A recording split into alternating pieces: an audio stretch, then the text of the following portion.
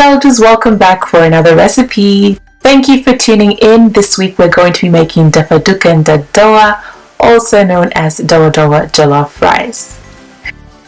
If you aren't familiar with dawa is also known as African lotus bean. It is used to flavor our traditional meals and also for its numerous health benefits. Dawa is said to have an influence in reducing blood pressure and also blood glucose levels. It is used by traditional African physicians to reduce fever and to treat wounds. Aside it being one of Africa's celebrated superfoods, it also does wonders for elevating the flavor of your dishes. It's always interesting to learn about the similarities we have amongst African countries when it comes to cooking ingredients. Let me know if you cook with this bean and what you call it in your local dialect. So to prepare dafaduka and dawa, you're going to need a few simple ingredients. Today I have some mackerel. Canned mackerel will do just fine if you don't have smoked mackerel. I also have a scotch bonnet and habanero chili, some garlic, some curry powder, salt, and Maggi cubes. I'm also going to be cooking with Uncle Ben's rice and some Basmati rice. This dish is popularly made with local brown rice, which we call goma in Ghana. However, we have run out of our stash. No one's made a trip to Ghana this year, so we're just going to manage until that's possible. But go ahead and use any long grain rice of your choice. Today's choice of protein is going to be some Tooloo beef, which I pre-prepared. This is some salted and cured beef. It really does add a delicious taste to your jollof rice or to soups and stews. I will be dropping this video very soon, so please stay tuned for that. In total, I boiled this beef for an hour and 30 minutes.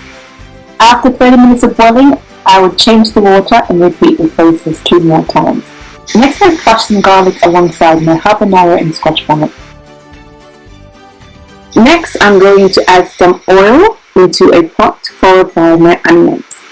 I'm going to fry down these onions until they are soft and translucent. In goes my crushed garlic and habanero and scotch bonnet. Once that's been frying for about a minute or 2, I go ahead to add my bay leaf, chopped fermented whole dawa, as well as a fermented powdered form. I added my curry powder, my black pepper, my Maggi seasoning cubes, as well as salt at this point, and I continue to fry it down and warm up those spices. I would like to say a special thank you to all my returning subscribers. You guys are amazing. Thank you all for continuously watching these videos. If it's your first time here, please hit that subscribe button and also join this awesome community. At this point, I'm going to add the Tooloo beef that has been boiled for an hour and a half, followed by my washed rice. In goes my mackerel, and I'm going to fry down this rice for a couple minutes before adding about 2 cups of water. You may need more depending on the type of rice that you use, but just gauge it and add what you need. I've saved a bit of that salted beefy water, and I've also added that to the rice for additional flavor.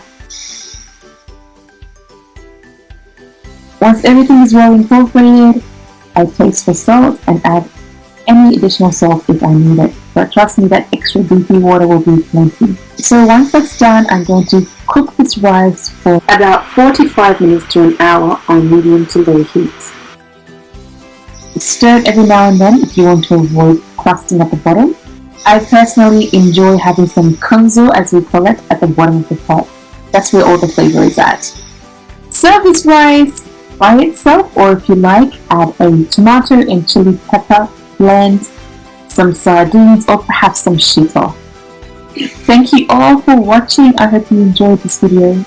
I'll catch you all again in my next one. Stay tuned for that Tooloo beef recipe. If you have a few more minutes to spare, check out my jollof rice and lamb shanks recipe.